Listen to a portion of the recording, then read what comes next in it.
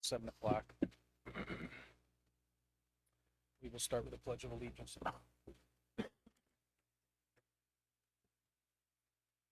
pledge allegiance to the flag of the United States of America, and to the republic for which it stands, one nation, under God, indivisible, with liberty and justice for all.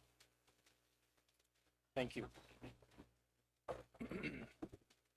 I'd like to have a brief moment of silence in honor of Marcus Rogers, who I'm sure, as everyone knows, passed away a few weeks ago in a tragic car accident with his grandfather. Awful news. Marcus was a student here at Antolini, and he has other family members that are in the school system. So I'd like to take a moment of silence, please.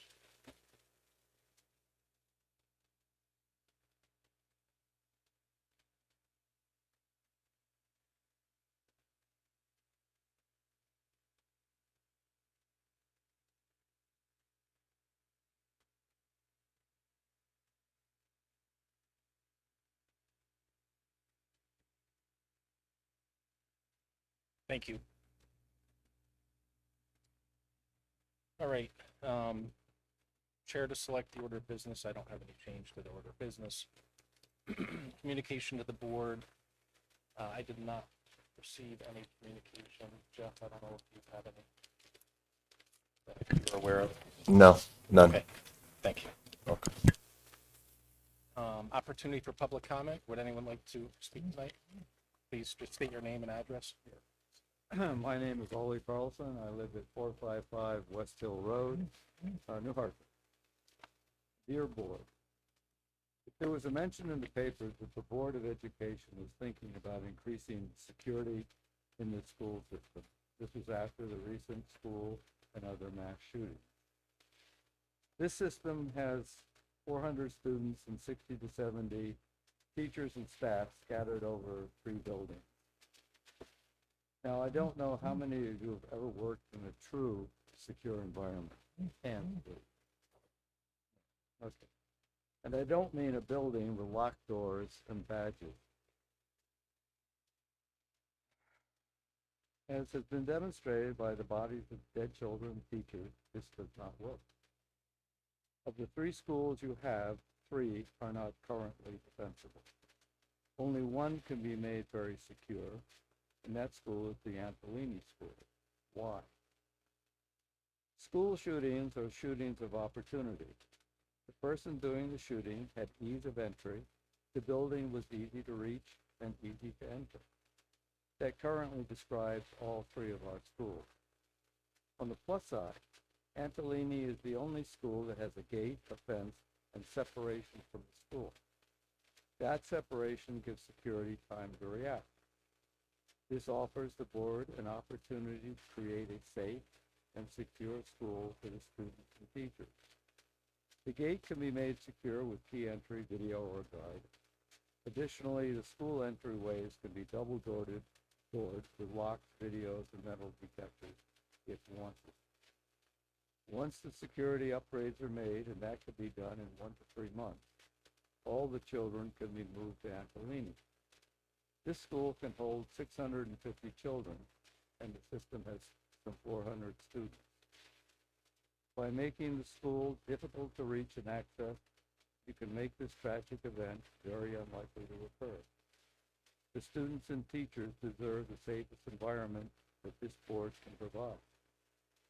Will you provide them the security they deserve? And if not, why not?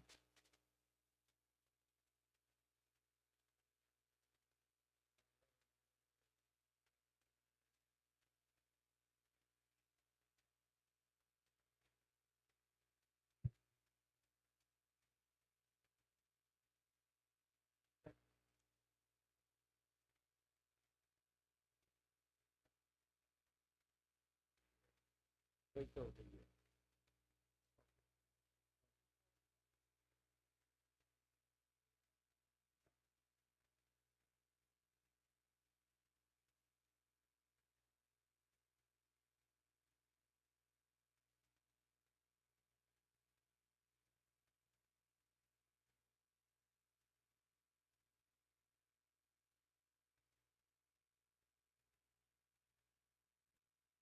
Deirdre Tyndall will be part of the curriculum subcommittee that Jeff put together.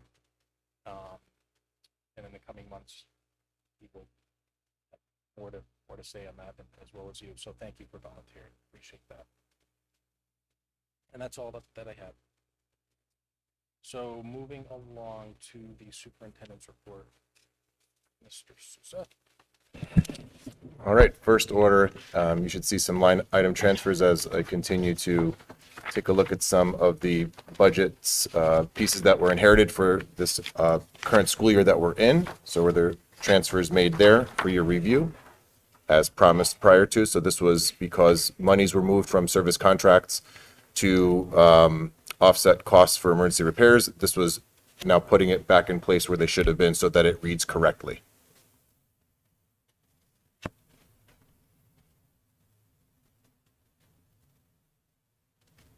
And those service contracts, you took it from, I did not take it from. I was replacing it where I was taking it from another area where it should have been originally. So this is for bookkeeping purposes. okay, It's now recorded correctly versus it was taken from the wrong account or another account that it shouldn't have been originally. So this is now putting it back to where it should be. okay.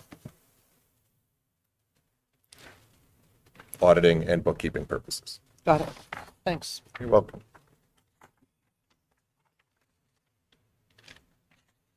Any other questions there?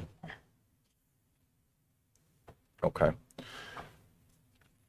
Before I do begin with my very first proposed budget ever for me, it would be remiss to, first of all, not take a moment and share with our entire earth of prayer and thoughts to all of those that have lost loved ones and family in Turkey and Syria with the tragedies there that have occurred. Also, I want to take a moment to thank a lot of people that had a tremendous amount of influence in helping understand the budget process here in New Hartford. So I would start with our Board of Education members, which have met with me or shared things with me, which were very, very critical and important. Janet Terenzi, our executive assistant at the board at central office, that helped me put together a lot of the information that you see before you with a historical and institutional knowledge. Gail DeBella would also be another individual that I have to thank profusely for that work. Amy Norton, who's new, but our fiscal assistant, has also been instrumental in projecting as best we can all of the figures that you see before you today. Mike Lynch, who I'll introduce as our Director of Student Services, is new on board as well, but seasoned. He comes right in, tackles every problem. He's here in our audience today, so I wanted to thank him as well. Also, Amy Kennedy, principal of Bakerville and New Hartford Elementary School, and Dr. Kelly Carroll for also helping tremendously with the budget process. Talked to a number of constituents, inclusive of Dr. Palmer, my mentor, so that we can continue to do the work that we want to put forward as being the best budget She that we needs to be possibly can. unmuted. She's on mute right now. I'm sorry. I No, don't wanna She can't interrupt you. hear us. She can't hear? No. Sorry, Mary.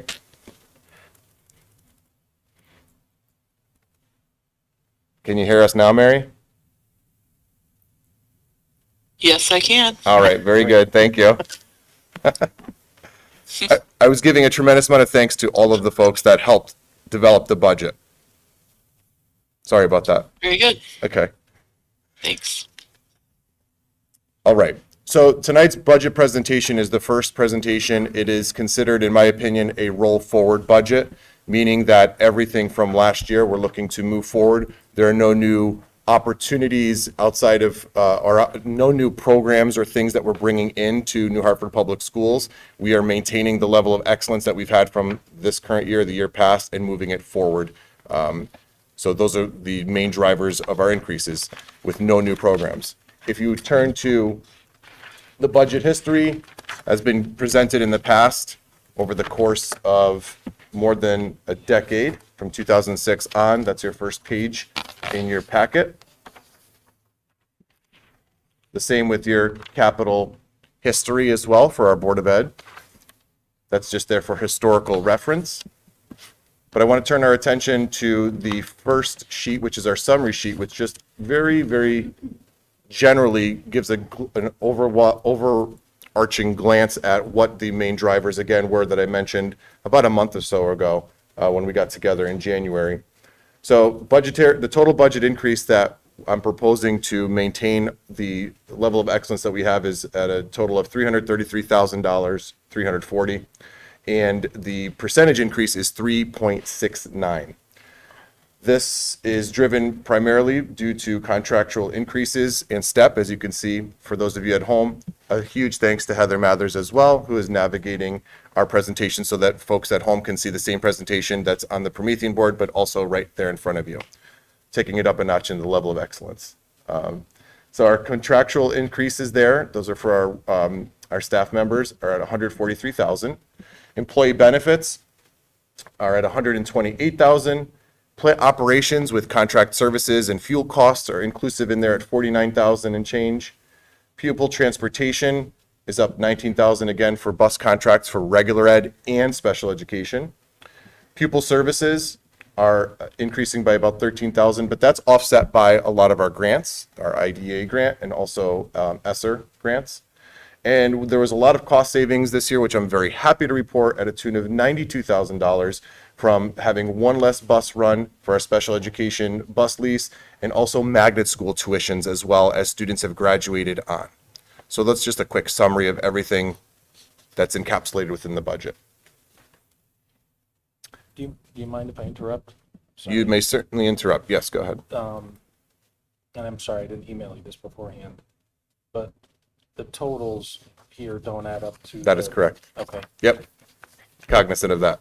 Yep. These totals are not everything. This is just a summary of some quick salient points because this doesn't take into consideration, for example, copy papers and the more minute things. These are the main larger drivers of increase or decrease at a very overarching view. Yeah. Thank you. Yeah, of course. So on our next sheet, which is our budget summary, it takes each area that we are responsible for funding from regular education all the way down to communications, showing the differences from last year to this year with a dollar variance. And some of those look very large and some of those look very small and some are even in the negative, depending on obviously your base amount of money that we are working with within each particular area. If you want to take another view of what that looks like, the pie graph that's up on the screen before me or on your next page, you can see that a tremendous amount of our funding goes into regular education, special education, which should be of no surprise, and employee benefits.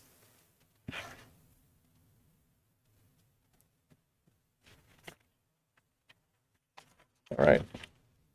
As we move on, our projections for class sizes from last year to where we are currently this year in the school year that we're living in, the 22-23 school year, to where we're projected for 23-24, we see a decrease in students from the total of 446 that we had this year. And this was as of October 1st that was reported. Since then, a couple more students have joined us from different areas or have returned to us from outplacements as well, which is great news to share. The projected for upcoming 23-24 is approximately 425 students.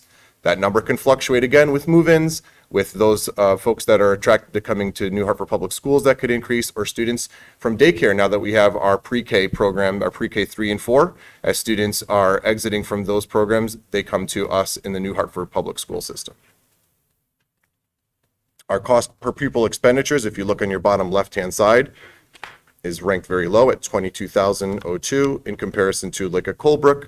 To educate a student in Colebrook is at the tune of $25,000, and Norfolk at $30,000. So it would demonstrate our fiscal responsibility and stewardship over the amount of monies that we're spending per child with the great results that we continue to receive.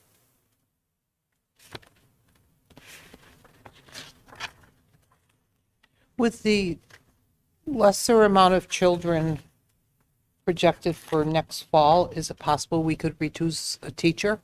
I've looked at that, and because of our pre-K classrooms and the guidance that's provided to us in terms of student to adult ratios, this is the best case scenario Okay. for us. Yep. With safety in mind and taking that into consideration. All right. Are we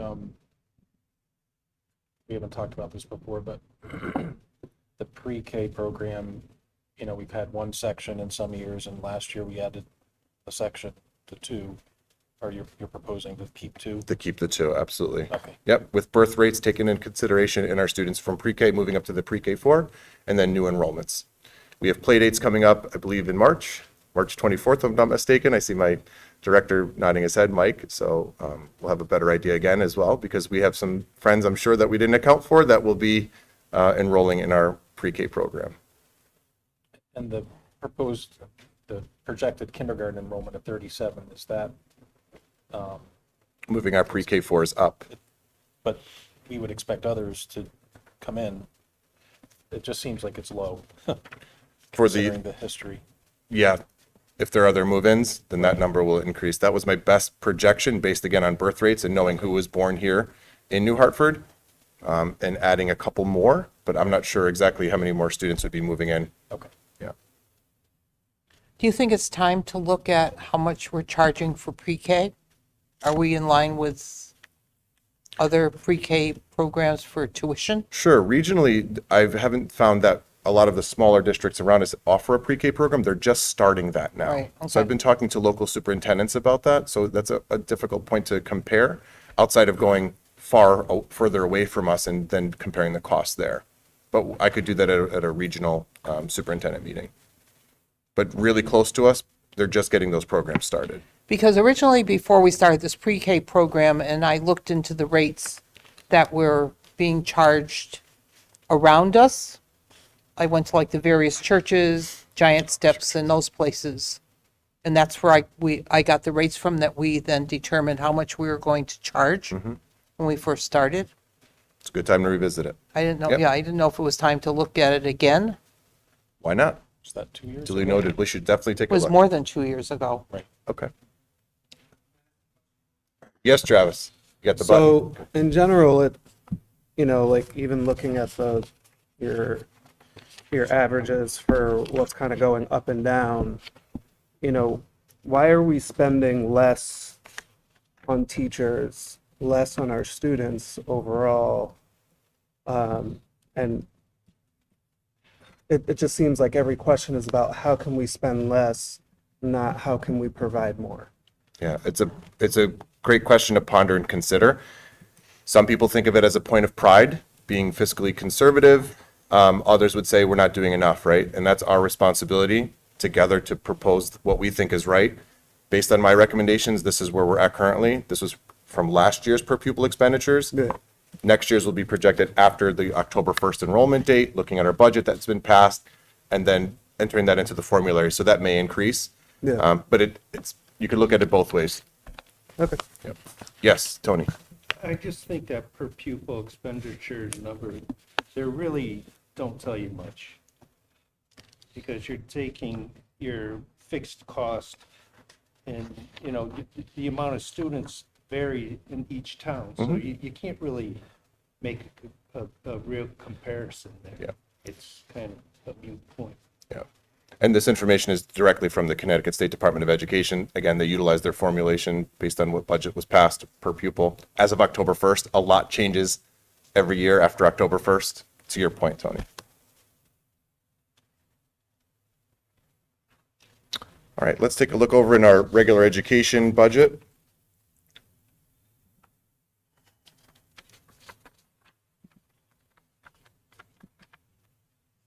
All right. Highlights here to look at are with our regular education professional staff with a 4% contract increase plus step.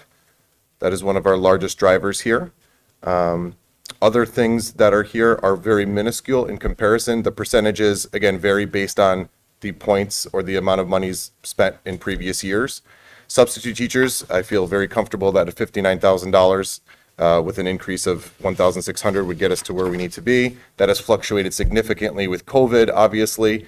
There was a variance in the negative of $17,000 in just a couple years ago, as you can see there, from 21 to 22. So I feel that at $59,000, we should be in relatively good shape for our substitute teachers, and we are very thankful to them for covering for us for sicknesses, for illness, and for any other leaves as well. Yes, Tony. Are we still using Kelly Services for that? Excellent question. No, we are not going to be using Kelly Services going forward. We will be terminating our contract with them. We have an excellent person who does that already internally for us at a stipend rate. She's sitting right here at the end of our table. Colleen Whipperman does an amazing job with connecting with substitute teachers, training them, getting them onboarded. Janet Terenzi is also part of the process with getting them to make sure that they are background checked with DCF and up to date with all of the information regarding mandated reporting and getting them started in our school system. So we're very thankful for substitutes. There's a couple more that our building principals also do a phenomenal job of interviewing them, making sure they are the right fit for our kids. That's the number one priority. And then having them come aboard with us. So we've just recently hired, I believe, 2 or 3 extra substitutes, and I feel like we can never get enough. So if we're doing this on our own, why are we paying Kelly Services? You know what I mean? Yeah.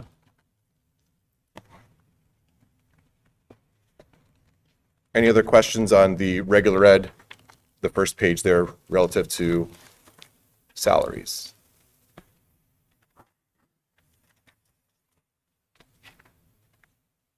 Okay. Page 2, you could take a look at purchase services, a slight increase there for our White Memorial contract and our nurses. Looking forward to visiting our kiddos as they go over. I've been told they have an amazing and adventure-filled time, so I look forward to going over and visiting with them. For Craig Magnet School tuition, very happy to announce that savings of $30,000 is nothing to bat a small eyelash out. That is due to students that will be moving on as 6th graders onto Region 7. My plan is to, and I don't mind saying this publicly, is to reach out to families that have students that are in the magnet schools and finding out what they're gaining from that versus being here at school with us in New Hartford Public Education. So I'll be reaching out to those families over the summertime. They could certainly expect my phone call. I think that we're more than competitive and could provide whatever they need. But come home and stay home with us versus traveling. District travel is slightly down. I tried to, again, cut wherever I possibly could throughout the entire budget. Again, looking at 4 years of end-of-year expenditure reports, I felt that that would be a decent area to land for this particular budget cycle. The $37,917 increase is because of our new curriculum resources that we will be looking to implement with our new reading and literacy resources that we're going to be putting into play. You'll see later on in the budget as well that we're also going to be planning for professional development so that we can educate everybody about the system, the assessment, the books that we'll be using, and the resources as well.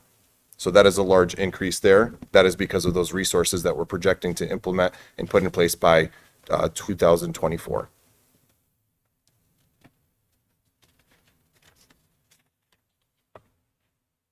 Questions on that page before we move on? That's part of that state mandated thing that they want us to do, right? Correct. That is out, and even outside of that, we've already agreed that we're moving forward because we need better for our kids. And we're not going to skimp out on that. Okay. Yep. Next page, again, very small decreases, but again, being tight with everything that we've put across that I'm presenting to the board this evening, you can see slight decreases there. So overall, our grand total is 5.6% increase from last year. Again, major contributions there are the resources needed for our reading programs that we're going to be implementing and also for the salary adjustments that are necessary. So that covers, our regular ed budget. Any questions overall for regular ed? Yes, Tim, if you could get the button, please, sir.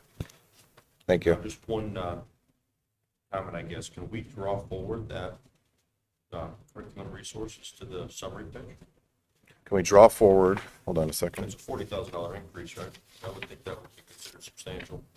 Oh, to put on the summary page. I can certainly do that and submit a revised, yes, to the summary page here, correct? Yep, understood.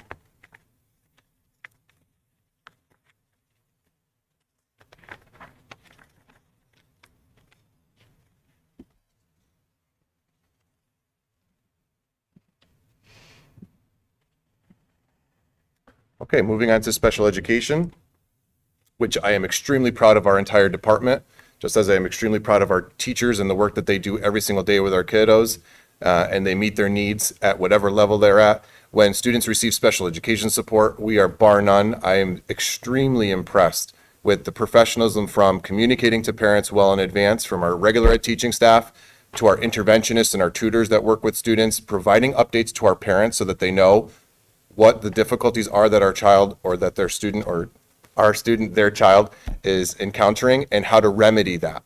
And when we're not able to do that simply through the tiers of support, through intervention, we look to go to special education as a referral, and we communicate that in advance to our parents. Our teachers are extremely talented at communicating that early enough so that parents know that, so that they're not blindsided coming into a meeting with a multitude of professionals at a PPT meeting, and I'm extremely proud of that. I was able to recently observe and sit in on a PPT, and you'd be extremely proud of the work that our team does. They're excellent. So with our pupil services department or our special education department, again, you could see here that some of the increases are, again, according to contract and to step, at 3.5% there at the beginning. And that is offset by IDEA grant that we receive as well.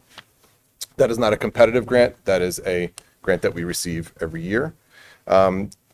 Next, we could see here that there is special education paraprofessionals, and we have been able to hire additional paraprofessionals that have been supporting our students across the board, across various academic settings, social and emotional settings, and also behavioral challenges that they experience.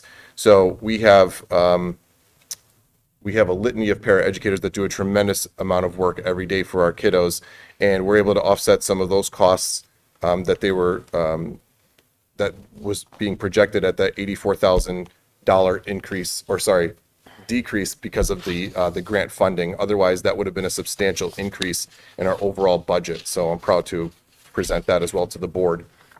For substitute, special education tutor substitutes, obviously a necessary component when students have in their IEPs that they're going to be receiving specific service hours for academics. We want to make sure that our students are not left high and dry without the support that they need. So having substitutes that come in and support us is also instrumental in the way that we do our business.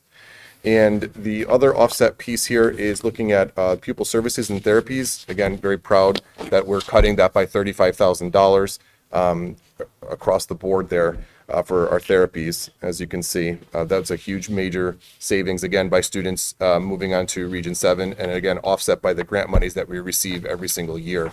So I'm proud, again, of the work that we do for special education. I would put us up against anybody. We are phenomenal at the work that we do for our students and for our parents, and partnering with them so that we have the absolute best education for our kiddos. Moving on to the next. Sorry. Oh, sorry, go ahead. Those ESSER funds, the 84,000, that won't be available next year, correct? Correct. That's a one-time. Yep, great question, Carl. So those ESSER funds, as you mentioned, will not be available next year. Those are depleted. We had an extension given to us to continue that for an expiration date of next year. So we'll be utilizing that, counter those salaries. But the year after that, the team has already been meeting together to make sure that we're storing up all of the services that we provide to students and making sure that we're, again, being good stewards of that going forward. Because if we're going to be looking at increasing that and proposing that in the board budget, that's something we have to take a very careful look at for student services that are written into their IEPs, which equate to law. Whatever the student needs is in their IEP. So we'll be taking a very careful look at that over the course of this year so that we could present that for next year. Thank you. Great question, Carl. Yep. All right, moving on to the second page for our special education budget. You could take a look here that one of the increases that we're projecting, because they've been underfunded in the past, as you can see, by about $15,000, is our private independent evaluations. So those are typically driven by parent requests. So if they want an independent evaluation outside of the services or the evaluations that we provide here, we meet with the parents, we discuss that, and determine what specifically we're looking for in terms of an outside evaluation before we agree to that. So that we're projecting at about a $6,000 increase. In the years past, as you can see, it's been projected at 22, came back at 37. This year is projected at 20, and then 26,000 for next year should help us tighten that up a little bit more. For evaluation materials, we've been doing a very nice job of making sure that we utilize our materials and are keeping a good track list of what's being utilized, but we're projecting that to be down about 23% or so. For in-services, one of the main drivers there, you'll see that there's crisis prevention Institute. Mike Lynch will be our new trainer, or train the train. He'll be going through train the trainee training, and that's a one-time cost of $4,200 as a highlight there. But then he will be in charge of training all of our staff to manage and administer crisis prevention. So that's a large focus on de-escalation techniques, not physical management. So that's one of the pieces that exists in the in-services. For tuitions, students that are returning to us or being outplaced, you could see a savings there of about $1,000, and that's inclusive of their tuitions. And then also again, another proud program that we offer here for our students is our extended school year program at $20,000 with an increase of about $5,000, and that obviously pays for the work that our staff is doing with students over the course of the school year. And a large determining factor in that is, will the child regress over the summertime? And we don't want that. So we want to provide them services so that they don't regress and they come back to us in the fall at or about the same level so that we can continue to move them forward towards their goals.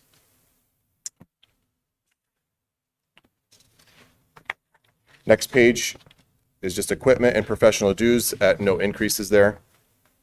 But again, to say, or to sit before the board and say, hey, we're only going to have an increase of $13,000 or 0.7% for special education is incredible. And that's a great testament to the work that Mike Lynch and the team has already done. So I want to be very complimentary of them, but also of the grants that we've been provided that we will be able to expend and utilize for this year. And then take a very careful look next year to determine whether or not certain staff are needed. And we will visit that with a very fine tooth comb and nail. Questions on anything in special education?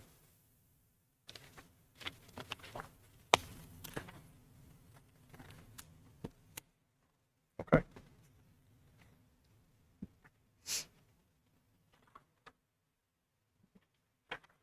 Next piece is adult education, and we contract with, as you can see in the narrative, we contract with Ed Advance to provide recreational or other services for adult education throughout New Hartford, and that's contracted every year. That is at $6,800 for next year, which is a 2% increase or $185.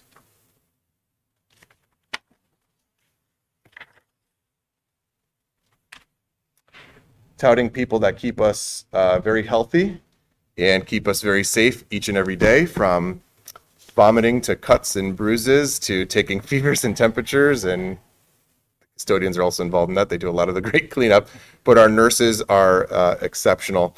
They really care deeply for each and every child, but not only for their physical well-being, also for their emotional well-being, and that's sometimes not noticed or not public. You know, we're not feeling so good and someone has to go see Mrs. DiMartino because they have that very special, unique relationship with them so that she could connect with them and offer some encouragement and move on throughout the course of the day. But very proud of the nurses that we have here. Contractual increase at 2.7%. And then health supplies are the only other area that we see increasing. And that's again to make sure that we have the necessary Band-Aids, gauzes, and latex gloves and things of that nature, ice packs. So those are our health services lines. Any questions there?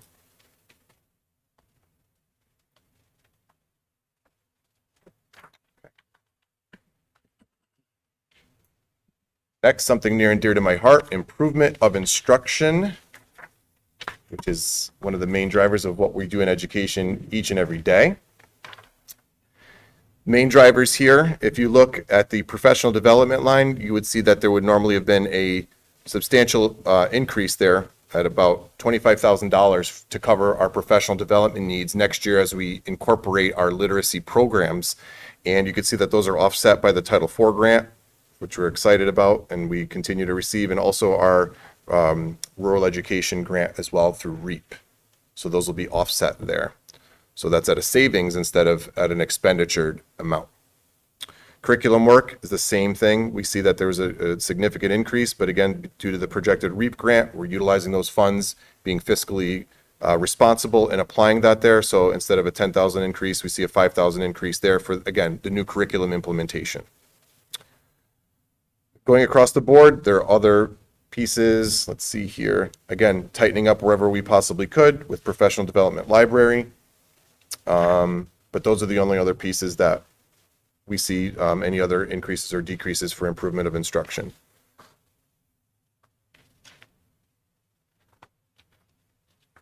Any questions there?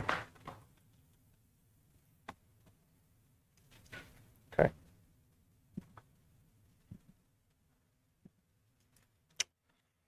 Looking at our next area is our library media centers, which Lindsay does a tremendous job running all of the library medias centers that we have across town.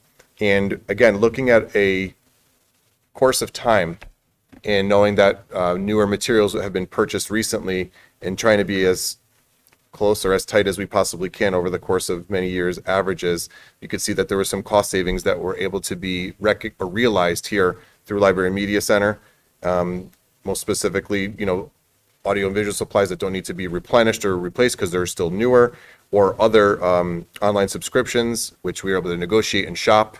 So those are just some of the savings that we'll be having across the board there for Library Media Center and everything that is necessary to run those effectively and efficiently.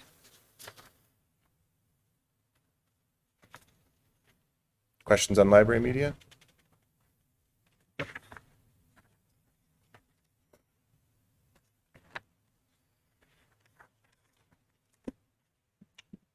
All right, technology.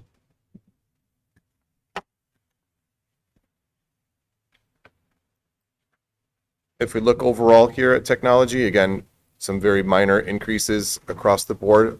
Contractually, Paul Carmen, I also would be remiss if I didn't give him a tremendous amount of thanks for helping set up our presentation this evening and our at-home presentation in conjunction and collaboration with Heather Mathis. So very, very grateful to Paul. He is a wealth of knowledge, and he's just so cool, calm, and collected. I love how he operates. He's tremendous.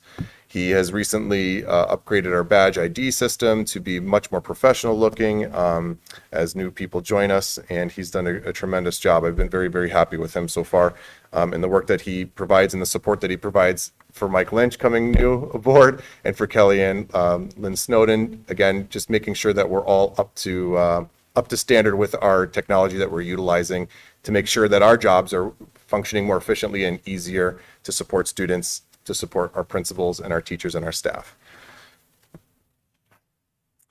Some of the online savings, if you look at line 617, curriculum-based online resources, there's a savings of $2,313 because Paul knows that I am very conservative with the programs that we utilize, and if there's any savings to be realized across the board, he's going in and shopping those. So just recently with our phishing program that we're teaching our teachers and our staff, don't open this email because it could cause a major issue within the district, we were able to realize another $1,000 in savings. So he's constantly looking at that, and I'm very proud of him for doing that, looking for great quality, but affordable as well for us. So.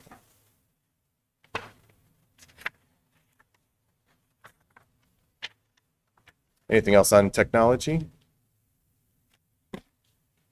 Okay.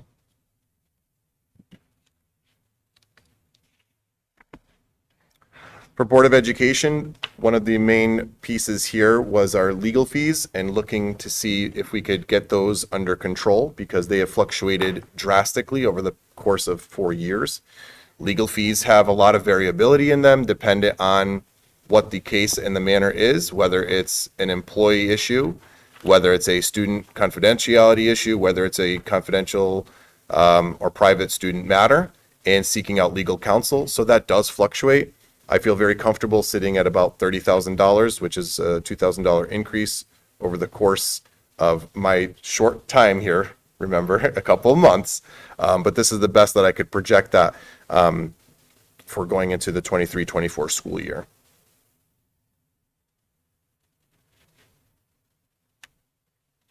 Even with the contracts coming up, you think that's going to be enough? Yes, ma'am, I do. Okay. I feel confident. That's a great question because we will be renegotiating para contract, secretarial contract, and also our custodians contract. I feel good about that. Just a typo on that header, it should show 23, 24. Thank you. Yep. Yes, yep, you're right. Thank you so much.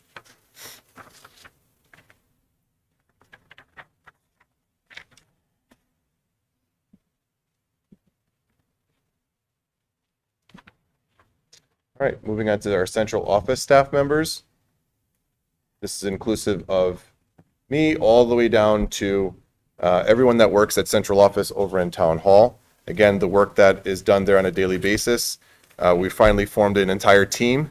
We will shortly be coming up with a nickname for our team. We don't have it yet. We've got some things in contention that are up for contention or discussion, I should say, because we finally have a whole team at central office. We're finally one unified group from superintendentship all the way to director of pupil services and to fiscal assistant. So it feels good to have everybody aboard. Again, a great amount of thanks to Marissa and Alex Plourde and Christian Plourde. So many people stepped up to do the work while we had nobody in place. So a great round of applause to Amy and Kelly, just making sure that staff can continue to help support central office when we were literally limping along. So we're very grateful to them. So fiscal services assistant here, you see administrative assistant, you see all the contractual increases across the board, as well as professional development to continue the work that we're doing on a daily basis at a central office level, which is management of grants, which is management of anything and anything under the board or help and support our schools on a daily basis, from a security standpoint to a fiscal standpoint to anything that comes up with insurance claims, you name it. The central office staff is processing this, is cutting checks, sending checks out, revisiting, making sure that we're being very cost effective in everything that we do. So there's a tremendous amount of work that goes into play here, but this is our central office projections going into next year.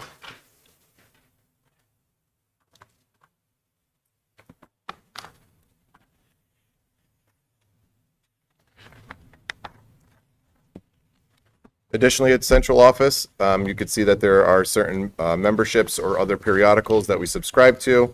The only other area where I see that we may have to have a slight increase is because of our education financial systems, that it's our EFS reporting requirement that's done on an annual basis.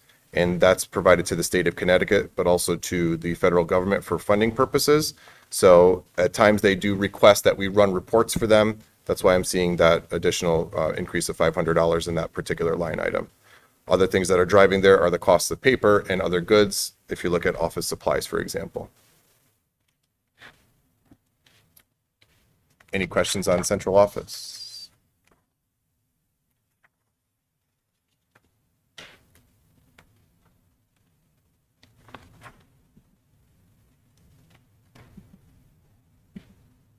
All right, moving on to school offices, another really important place where a lot of work happens every day from our administrators that are here in the audience that manage a building, run a small town every single day, or two buildings if you're Amy Kennedy, running back and forth between buildings over the course of the week, attending meetings with central office staff to make sure that we're in alignment with the same vision and understanding going forward, but also being there to support staff on a daily basis, making sure that the quality of instruction is of very high level through our observation protocols, and providing feedback to staff members to improve their practice. So very proud of our administrators. You'll see them there. Superintendent in charge, Dr. Kelly Carroll will be our superintendent in charge when I'm not around, which is never, but I fully trust her to do that work. But that's one of the items that is here listed under one of the stipends as well as team facilitators, which is really important in getting our teachers to have a mentor to work with and go through the modular process in team at the state level. Our administrative assistants and secretary salaries are listed there next. Those are contractual, and again, we're removing Kelly Services from that at a cost savings from the contracted services line, and instead we have our coordinator stipend, which I'd mentioned was Colleen Whipperman sitting with us here today. Again, secretaries run a lot of the building. They take phone calls, they are helping orchestrate meetings, they are helping putting out fires. They're helping with deliveries, and our custodians as well. And in conjunction with that, they do so much, from counting monies for student services to making sure everything is running right, making sure supplies are in order, to cleaning supplies, working with the custodians again. They just do such an amazing job, and they are the touch point of our schools. And that's really important. Our secretaries are the first person that our community members meet. And that makes a big difference. That's that first impression when you walk in the door. How are you greeted? How are you treated? Are you feeling respected? All of those things. And I'm super proud of the secretaries that we have running our buildings each and every day. So without secretary substitutes, no one being there, that's not going to bode very well. So we're grateful for secretary substitutes, which continue to step up and do the work that they do every day, because they are that first welcoming face of the schools. You could see there that in years past that we were running a deficit of about $2,800. So I feel comfortable with a $3,500 budget so that we could make sure that we stay somewhat in the area of where we need to be for our substitute secretaries.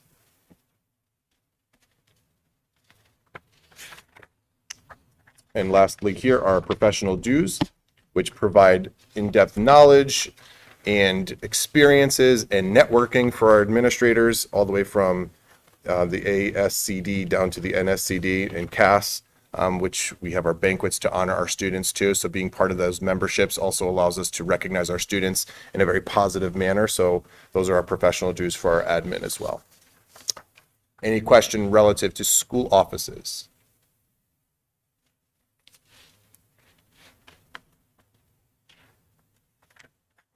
Okay.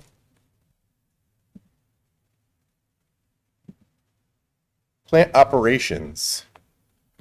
Again, we've mentioned that our custodians and the work that they do every day, from making sure that the vomit has been cleaned to the surfaces of every sink are cleaned and toilets are cleaned.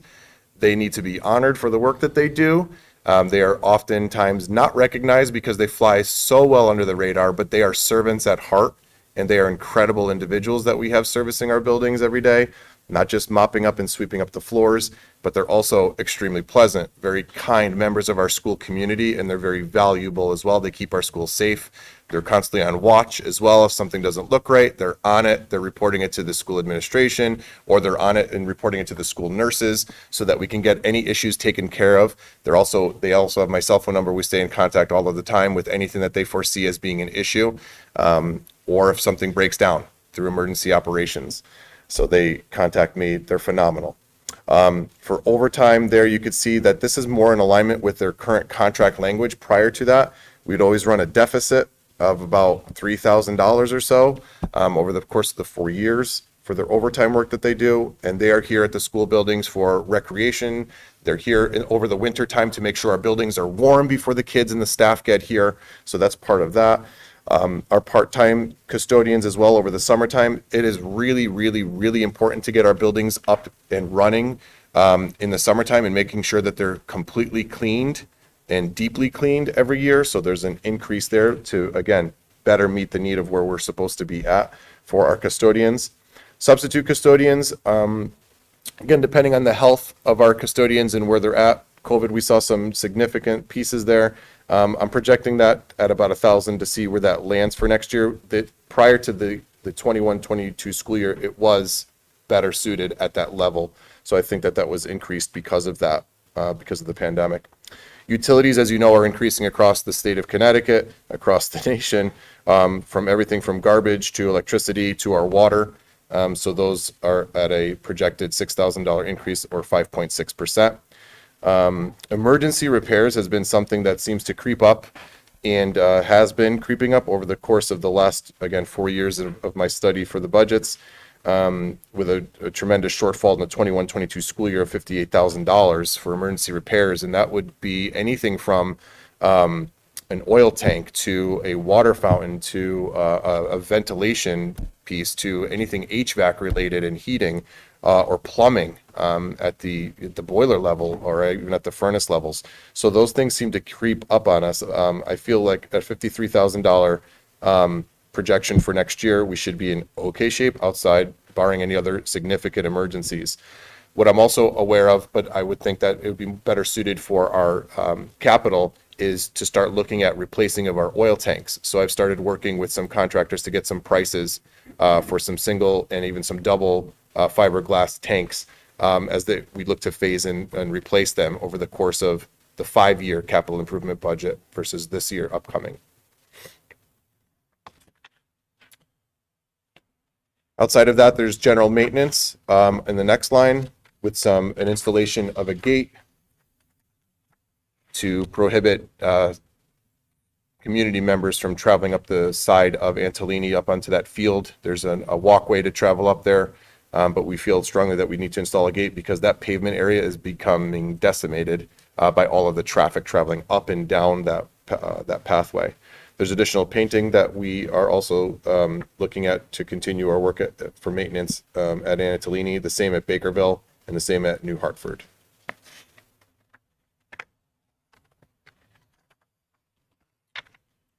Service contracts runs a litany of folks that we work with within the community and some with outside of the New Hartford district to come in and help us and to provide services, from shredding paper to providing data support services through PowerSchool, through attendance and collecting demographic information of our students, to having surveys be able to be done, to our Tyler Technologies, which is our fiscal platform that we utilize.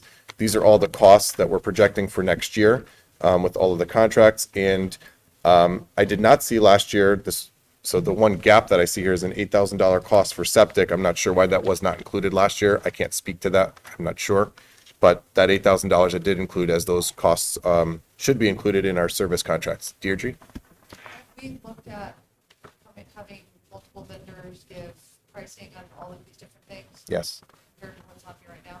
correct. And we're still working on that as well right now. So those things, some of these service contracts, it's a great question because some of them are paid at different points in the year. So the contract expires at different times. So when it's time to expire, we're looking at about a month or two in advance, calling them up and saying, what's the best that you could do? If not, I'm shopping.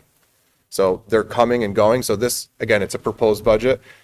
There may be additional savings that we could realize until, next school year. I'm just wondering if, like with Kelly Services, right, if there are some of these things that could be looked at, especially with these guys that are in that sort of that industry. Yeah. And if they have better contracts or potential opportunities where we can save some dollars. Absolutely. I bet you there will be a huge savings on some of these things.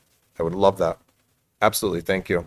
And I welcome anybody, in the viewing audience at home, if you know of another contractor that could provide us a better rate, give me a call, send me an email.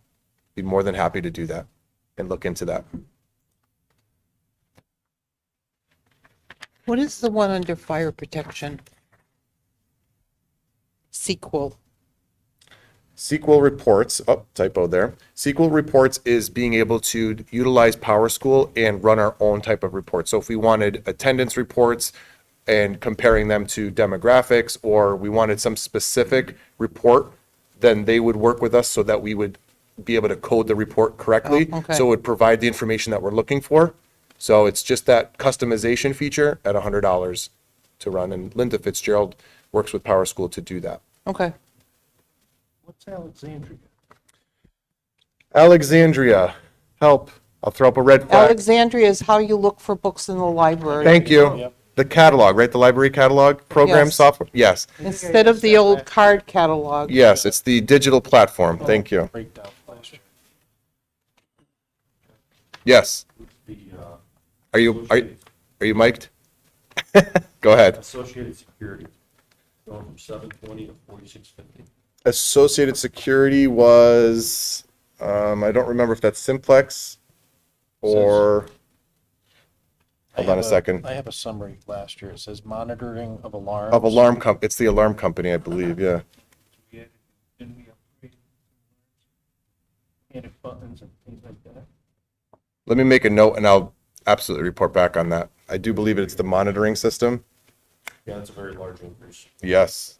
Yep. And then the other question, Power Schools is listed twice here with two. It is. One is for the day-to-day operations with attendance. The other one is for data storage and then to help us with our looking at students in terms of their assessments, their interventions, and their growth. And then one last question. Sure. Controls. I see Johnson Controls as well as Universal Building Controls. Is that Sure. different schools? Johnson Controls, yes, and the other one is Universal. Just different schools? Yes. And different structural components to the plumbing in one of those schools, yes. No, it says Johnson Controls is annual alarm inspection. This one is heating. Yep. So the one is for plumbing at the bottom. Okay. Yep. Jeff, this is our favorite page. Oh, yeah, I'm sure. This is my favorite page, too.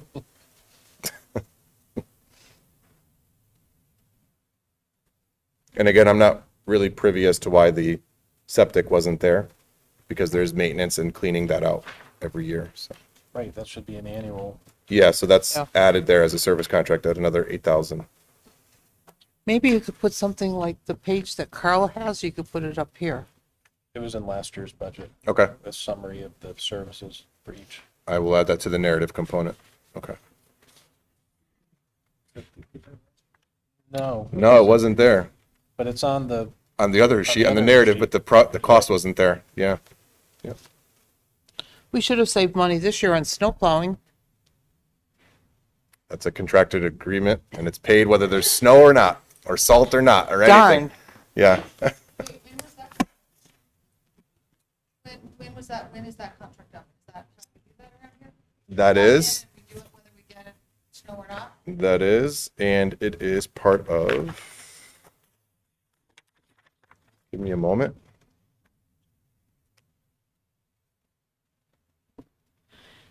They had the nerve to raise it $4,000. Yeah, I know. Yeah. So it's under snow plowing and it's contracted out over a 3-year period of time. And that's the increase from 9,900. It was already paid and agreed upon prior to this school year. And who's the contractor? Don't know. I will get that answer. So we have another couple more years to go with this contract. One, So we can bring it up. I think one more before we're bidding out on it. Maybe we could find a contractor that only charges us when it snows, We could try. you know? That's, I know, but That's what it is. And they, other years you might have been under.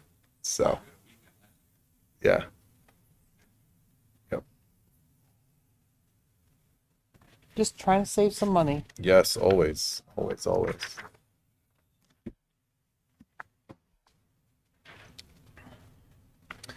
All right, other expenditures, if you take a look at maintenance supplies, slightly down again by shopping that out across multiple sources. So not just looking at looking at Amazon to provide a majority of those supplies, but really being mindful and shopping around. Heating oil is another that I know was previously, we need 35,000 gallons. I know that's a major driver. And that was previously at $4.12 a gallon. We've just locked in with our major consortium at $3.10, which is phenomenal. And that's now increasing again. So as soon as it dropped to a rate that I felt was good, I jumped. And 310's been the lowest it's been. It's currently at 327 and increasing again. But we're locked in for 310 for the 35,000 gallons that we need. So I was happy about that. For how long? Just 35,000? Is That's that for the like a school. year? That's for the whole year. Good. Yes. So we should be in good shape there. But we're part of a consortium. We are. But everyone has the opportunity to jump in at times Oh. whenever they see fit. And I saw fit at 310. Good. Yeah. Copying and leasing, looking at some savings there. Again, negotiating some prices, talking to different vendors and having them understand our plight and trying to help us save some money. So we're expecting a $2,000 savings there under leasing and copying as well for the copy machines that we have. Anything else for plant operations?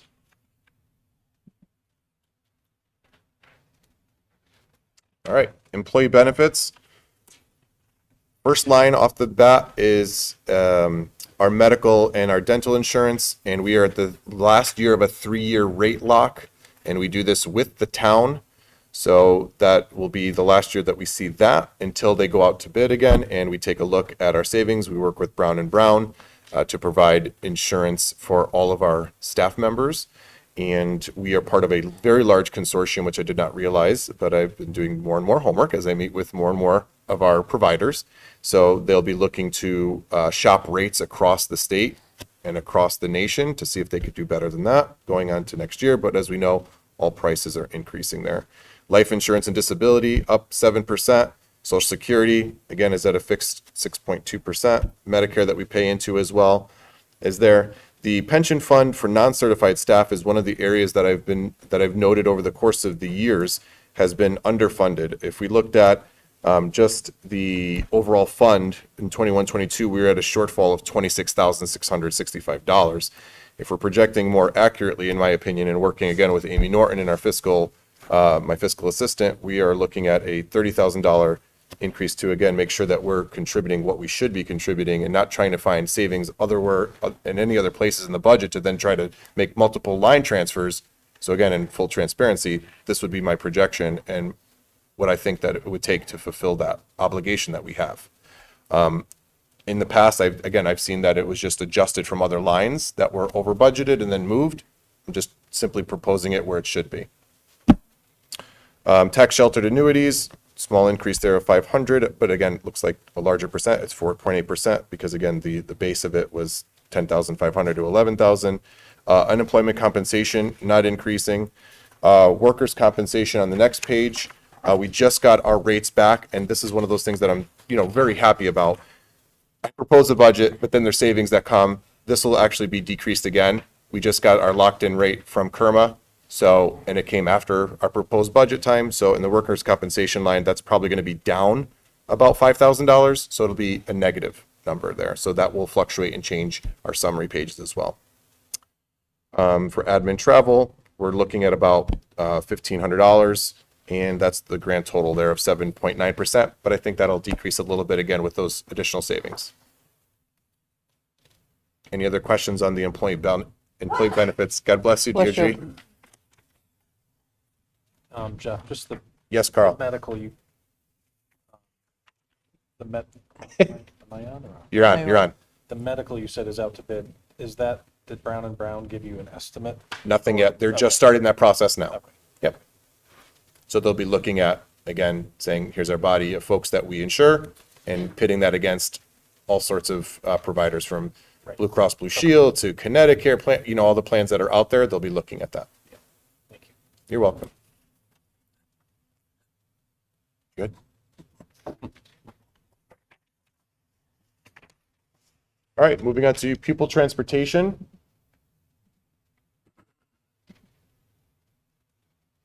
Under pupil transportation, you'll see there that there's contracted increases of $19,620. That's within a 3-year contract. We are in year 2 of 3, and then we'll go out to bid on that. We're going to do our best to continue to time that up with Region 7 to realize our savings there for our regular education bus costs. And then our special education bus leases, we're projecting a great savings of $62,354. Again, great testament to Mike Lynch and working with me and the central office staff to realize those savings and understanding the needs of our students at a very in-depth manner just coming aboard. Very impressive. So thank you to Mike, but that's a very substantial savings that we have there. Fuel costs do increase, but those are shared with Region 7, and we just locked in at the fuel cost rate of, I believe it was $2.96, I believe, or something of that nature. They just finished that because we share those costs with Region 7 for fuel for buses, not for heating oil. Different line. That is all for people transportation. Questions? How did you save so much? Yep, one bus. One bus costs us 62,000. Insane, right? So is it carrying one student? Probably, I would guess maybe 5 to 7 students, a smaller bus. Okay. That would be my guess here. In this particular, because it's a special education bus, and want to be sensitive to our student needs, so less students on the bus. But that's what it costs. It's pretty insane. The prices are astronomical. Okay. Yeah.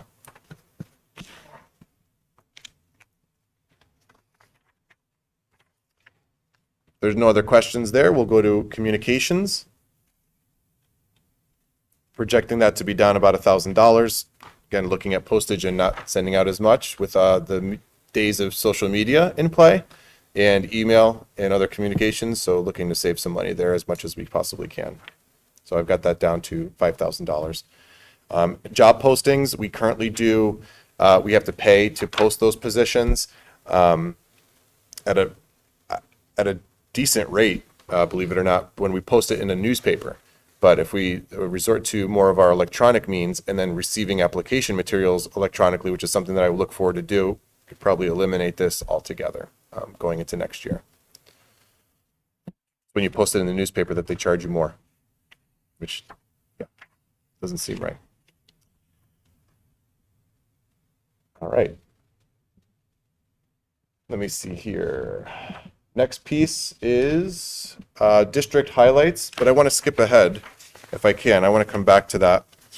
Do you guys have the capital improvements on your pages there? Can we go to capital real quickly? All right. So as our technology needs continue to need to be updated from Chromebooks for students and for staff members that have been outdated or have reached their end of user life, if you will, and it costs more money to replace the interior of the computer versus just buying the computer outright.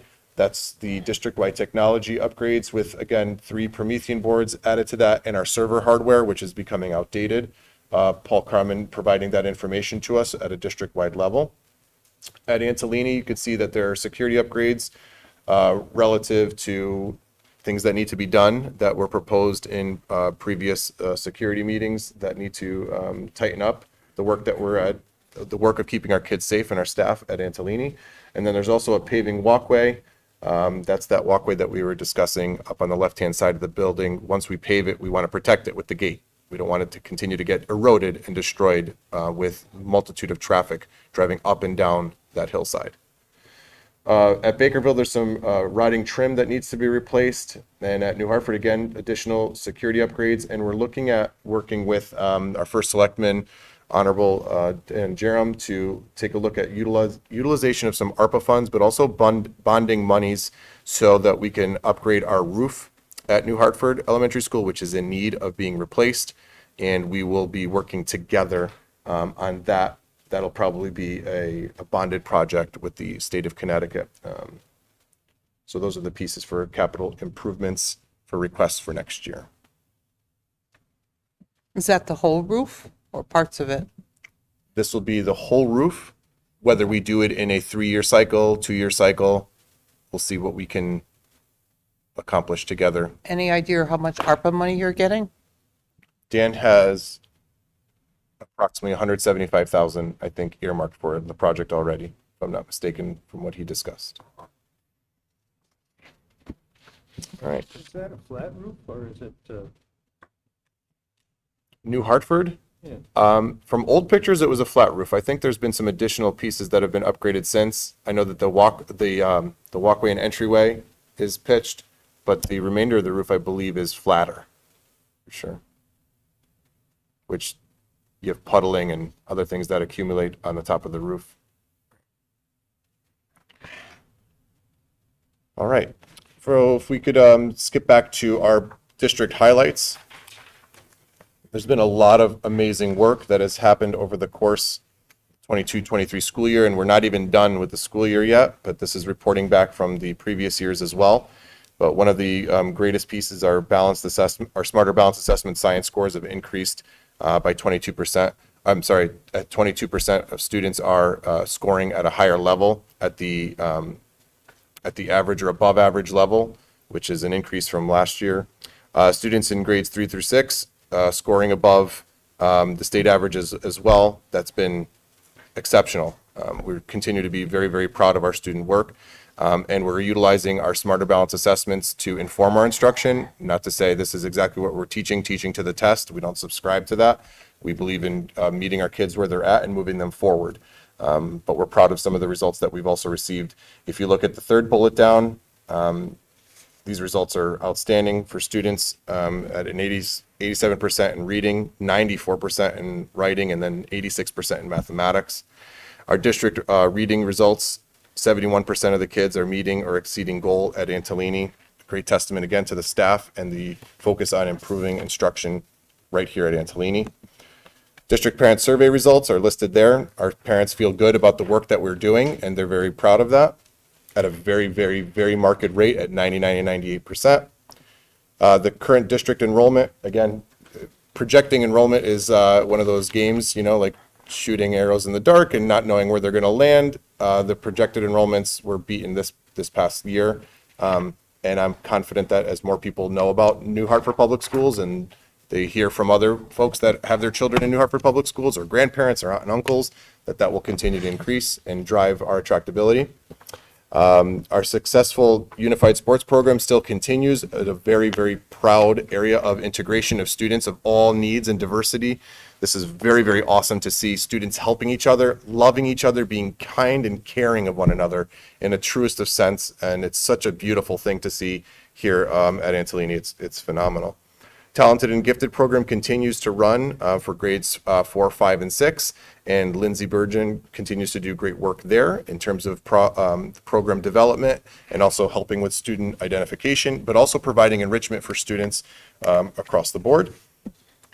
Our new science curriculum is a direct link. When I was talking to our curriculum specialist, Heather Mathis, there was a direct link from utilizing mystery science and getting kids really, really excited about science and seeing their results increasing on their state assessments, which was pretty neat. New literacy programs within district at our younger grade levels, we talked about at a previous board meeting. Haggerty Inspire, we continue to implement that with success at the lower levels. We feel really good about that. Our English language arts grade level curriculum documents continue to be revised, and those are completed, so we're very proud of that as well. Promethean boards, as I discussed earlier in the capital improvements, continue to be implemented throughout to enhance our technology. We're going to continue to purchase new Chromebooks for students and staff as those phase out or are needed. We're going to continue to invest in security upgrades within the district, all of our schools. Our improvement plans have specific measurable goals, which we're very, very proud of, where students are achieving at very high levels. Our special education and curriculum improvement plans have also been developed, and we're working on our school climate plans for each school. We've developed them, and then these go through a process of revision as well. But we're very proud of the work that we're doing there, looking at every facet of the student experience at our schools. Last page here, we continue our participation in manufacturing, which is our STEM partnership with Goodwin University. Our mental health supports continue in collaboration with the Connecticut Junior Republic. I'm very proud of this as well, to see the work that our professionals here do every day, but they're partnering with families. And then with the partnership of families, we're losing this stigma of mental health being of something that is of a significant handicap, knowing that we all go through seasons in life where we have difficulties. And sometimes we can't get out of those difficult situations or seasons in life without support, professional support and help. Our social workers, our school psychologists, our teachers, but our partnership with the CJR has been instrumental in doing that and destigmatizing mental health as being something that's negative and that's something that is not talked about, as we know that we've endured a tremendous amount of stressors in life, and we go through these different seasons in life depending on what's going on. And without that partnership, I would be remiss to say that we'd be in a difficult spot, because CJR connects us with professionals outside of the school as well to continue that support, to continue receiving that therapy support and that counseling that is very, very necessary so students' mental health and well-being is established and continued. Also in conjunction with that is our ruler, which is our social emotional approach to having students not be afraid of, explaining and identifying their feelings, and then finding out what those coping mechanisms are to get out of those feelings or to come down from being super excited. It runs a full gamut. And our work continues with our social emotional approach to learning and helping students, from our morning meetings to our end of day meetings, and just being in tune with our student needs on a social level. And then we're very proud as well to continue to increase our health instruction at the primary level as well, to help students understand nutrition, health, and safety, and how that impacts their livelihood. Last page here is our budget timeline. So the superintendent's proposal was rescheduled, and we're doing that today. We have budget workshops scheduled for March 7th at 7 o'clock. We have another budget workshop that's of different nature on March 18th with the Board of Finance. So that's budget workshop 1 for them and for me. Carl and I will be attending that on that Saturday morning. We'll continue with our next budget workshop on March 31st. And by latest, our board vote April 4th, but we may do that earlier than that according to previous historical budgets that have been pushed forward. Referendum would then go forward for May 2nd. So our budget would then be posted for approval or to be voted on by the public and by the community. Yes, Tom. The first page of the district highlights. Yes. Could you expand upon the first bullet for starters, improved SBAC 22%? What exactly does that mean? Improved 22%? What does that mean? Sure. So prior to that, it was a small, I think it was 10% or 11% of students were achieving at the average or above average level. This current year, 22% instead. So it's been an increase from the 11 to 22. So let's say 11% increase, but we're at a 22% threshold of students that have increased their scores from the previous school year. So does that mean 78%? No, that's a good question. not? No, it does not mean that. It means that additionally, 22% of students are scoring at that average or the above average threshold versus the last year's comparison, which I believe was like 11 or 10%. So more kids are scoring higher is what that essentially is saying. Okay.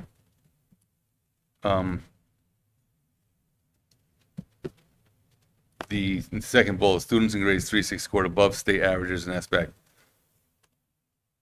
Yep. Students, what is that, a percentage? So our students are outperforming the state average. So if the state, I could present that at a later board meeting or add that to this budget presentation if necessary. But if the threshold was 56% of students across the state of Connecticut are scoring at or above average, our students are scoring above the state average of all students in grades 3, then grades 4, then grades 5, grade 6 in comparison to math As a group and lumped language arts. together, Yes, sir. these kids averaged above. We're above the state average, yes, in New Hartford. Okay, and then the last one is I have a question on the fourth bullet. District reading results, 71% meeting or exceeding. Does that mean 29% or not? The district reading results of 71% meeting or exceeding the goal. 71%, yes, so the other 29% are not. So that's, again, speaking to the need for our reading instruction and the continuous work of our reading interventionists, yes. Thanks. Welcome.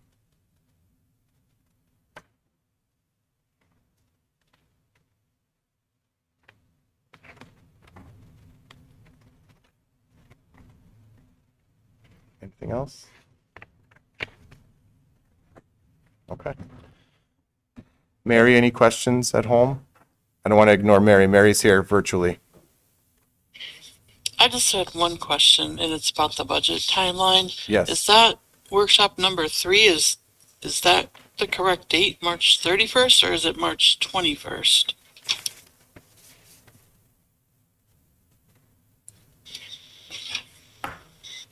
I'd have to go back and look. I think it's 21st. 21st. Thank you, Mary, for catching that. Yep. Thank you. That's a board meeting.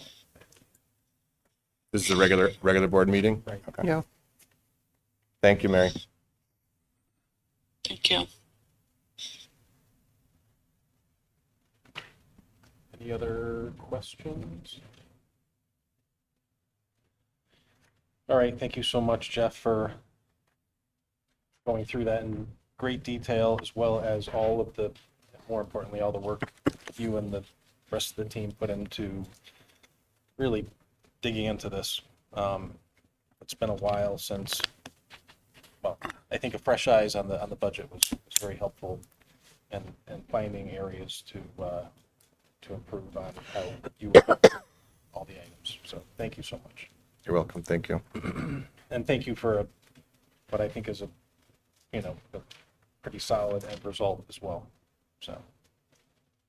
Thank you.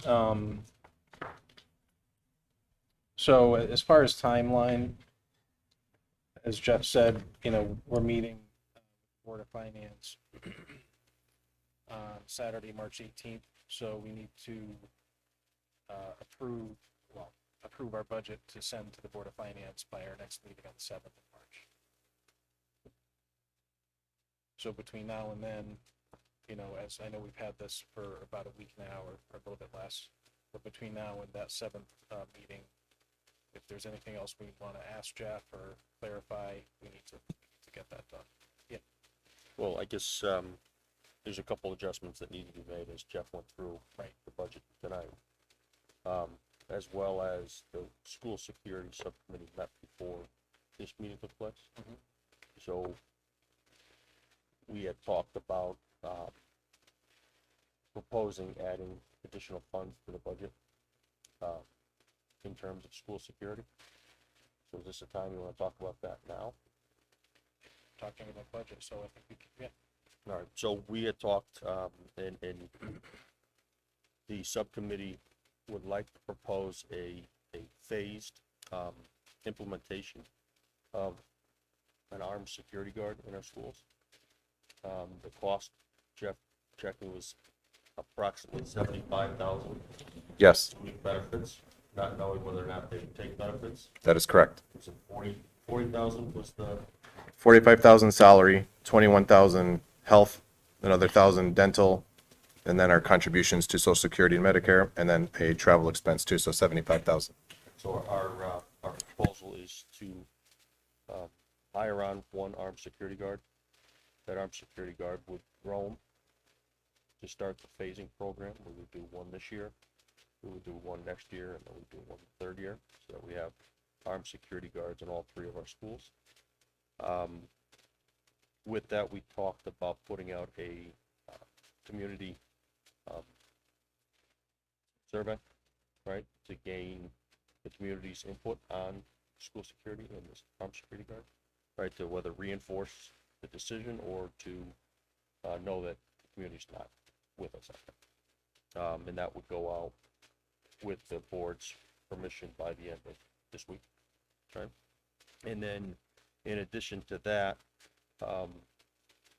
Jeff brought up that there is a $50,000 grant that may be available. We have to apply for it. That was just, I think you said yesterday, was posted by the Connecticut, state of Connecticut. And we would like to add some additional funds to our capital expenditure for items like adding alarms to doors around the school, as well as man trap, and then window film. I think the 3 items that came to mind right away. Am I missing it? Penny, am I missing it? What would be the total increase to the budget that would, after the 3, at the total of the 3 years? Sure. So we just started looking at that over the course of 3 years. I'm going to be sending out the survey with those specific numbers, Travis. So you're looking at $75,000 for 1, or $150,000 for 2, or, depending on how we want to phase that in. But that information will all be within the question survey that we're going to be sending out by the end of the week. Can we make sure in that survey that parents can also tell us if they'd rather spend that money on education directly? There is a section where they can share their opinion, absolutely. Not share an opinion, but how about a survey question to say, we're saying, hey, we want to increase our budget by over $200,000 in the next 3 years. Would you like to spend that on paying our teachers more, paying our substitutes more, having a better program in our school for whatever? Yeah, they have the Something option. educationally? They have the option of supporting it or not supporting it. Yep, that's on there. I've just, since the day I've been on this board, I've been asking how we can increase what we give to teachers or what we do for our students. And I've always been told you can't do that. But here we're sitting down, and it took 3 months to get a proposal on a budget to increase of a pretty substantial amount of money. I'm just a little confused as to how that works. Carl, I asked you when we made the subcommittee, would you be willing to make sure whatever that we want to spend on security, we'll also spend on something else in the schools that can directly affect our children's education? So where's that commitment? So, Well, I mean, it's in the budget. There's not a commitment. There's not. I'm not sure I understand the question. The question is, when we talked about creating a subcommittee for security, I asked you if we could also create a subcommittee looking at how we can spend more money, or what would be the smartest way to spend more money in our school district that would directly affect our children's well-being and education. So we created that subcommittee for security, which is, if there's a concern for that, great, there's a concern for it. But I think there's also a concern for making sure that we can do better for our children and for the people that directly teach and work with our children. But there's always just, how can we spend less on the people that educate our kids? How can we spend less on their education? How can we spend less on educating our child per child? But we've got no issue with just slapping together a subcommittee to put armed guards in our school. I moved to New Hartford, to a small rural area, to be away from guns, not to have an armed guard in my school, in my children's school. So it's fair to say, like, everybody's opinions matter. So we did the security thing. Where's the other piece? Where's the diving into the SBAC scores and seeing where we can help people, where we can help our teachers more? I don't see any of that going on. Well, we created the subcommittee specifically for security purposes, not specifically for armed guard protection, number one. But number two, I agree with you. I mean, these test scores are concerning. I hear a lot of people say they Well, let agree, me- let me but just we're not finish. doing anything. So I don't, we don't have to, you don't have to respond to it. I just want to point it out. Well, you make a good point, and like I said when we spoke about it previously, you know, that's the superintendent's job to promote, you know, the curriculum, promote the whatever he feels we need to do to improve test scores and improve the student experience. That's his job. So, and that's part of the budget. You just went through a lot of detail on that, but I do agree with you. We need to make sure that remains the focus. And if I could just chime in, those are two separate things that we're really looking at. Outside of agreements, that I'm not privy to. I think there's The line focus- items that I the can. focus on education is clear at a tune of, minus grant monies, is almost $500,000 increase in supporting education, from taking care of the teachers that teach, making sure that they're paid, making sure that their benefits are good, making sure that the interventionists that we have are supporting kids, making sure the paraeducators are compensated well for the work that they do with our kids intimately on a daily basis. So those are all increases across the board, and those are more negotiated through contracts or through the unions, right? And then the improvements that we're looking at specifically for literacy, realizing that's an area that we need to focus on. So that's where a lot of our funds are being poured into. This would be separate and above and beyond to maintain a safe environment for our students at a cost. But I wouldn't compare the two. They're two separate entities. One is really the improvement of instruction. The other one is saying our schools are safe and we're looking to prevent anything from happening to our kids. Because Money spent is money spent, though, am I right? You save it is, but $62,000 on a bus from special ed. You asked where do you money see saved. the equality in it? There's a lot more being spent on education and making sure that we're doing what we need to do versus $75,000 for a person coming in to make sure that our kids are staying safe and can meet a person of evil intent at the doorway or at their entry point. Sorry, Carl. Can I just ask what is the source of that security person that you come to the 75,000 or $40,000 salary plus? That was. Is that through a security company, or is that a hired individual, like? It's an hired individual in good standing with years of service that So you has have to- police. You have to recruit this person? Yes, oh, yes, yeah, And it's in line with the previous. correct. So didn't you just spend an hour and a half going over the massive increases that we have that we're pouring into our teachers, our curriculum, I our did. mental health programs? I did. Right? Did I miss something? Or No, I Did you did. just go over that for an hour and a half? I did. And how much money does that equate to? Can you say the number for me? Minus grant, well, my No, total is minus the grant money. Tell me 330 how much money we would be investing into our teachers? Our $333,000 infrastructure, That's $9.3 it's million. 9.3. overall, total. That's what, can you say that again for me? Yes, So we have 9. that in the notes. 9, yes. And how does The that budget- compare to 75,000? Give me the percentage between the two. Yeah, it or pales. 150, or, 9.372. Taken. Yeah, okay. I understand. So that's, I just want to make sure I didn't miss something. I understand. I'm not comparing a school budget to a security budget. What I'm saying is if we put a survey out to our principals and said, hey, we've got an extra 150K for you to spend, would armed guard be at the top of the list? Or could we come up with some better ideas to spend that much more money on? That's what I'm saying. But I don't think we actually are ensured that we're going to have the money. So we're going to them to ask them, is this important to you? Do you care about the safety of your children?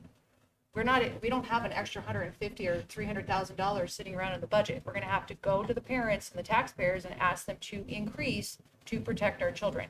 Just like we're asking them to take the increases that we are investing in the staff and the infrastructure and the mental health, right? That's what we're doing, right? We're Yes. spending quite a bit of money, and we're saying it's a massive priority. I don't disagree with you. It's not like we're not doing that stuff.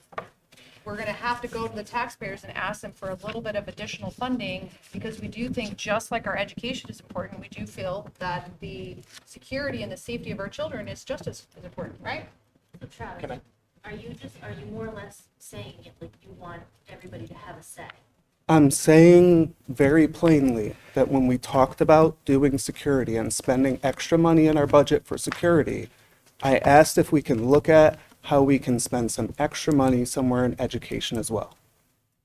So whatever that may be, I'm not the educator. I'm not the one that knows how to dive deep into these tests and pull out the facts of, well, we need some extra help in this area or that area. But don't you feel like if we're going to look into spending some extra money here or there, we should be also looking into where we can spend some extra money to help the kids? To Tom's point of asking about the reading scores, 29% of our kids are not even reaching the average. And of the 71% or 77, whatever the number was, that are at or above, how many are just at? Is our goal to just be average? It's just like, there's a lot of different ways you can look at this. All I'm saying is, I could also look at the line items that we give for teachers for how much money they can use on supplies in the school year, or whatever. We pay a substitute $120 to come and substitute for a day. Like, you can make more working at McDonald's for that. So I think there's a lot of common sense items like that that can be looked at in a subcommittee sort of setting, that if we're going to look at security, which I don't know why we're looking at security here in New Hartford, but whatever, we want to look at that, why can't we look at other stuff too?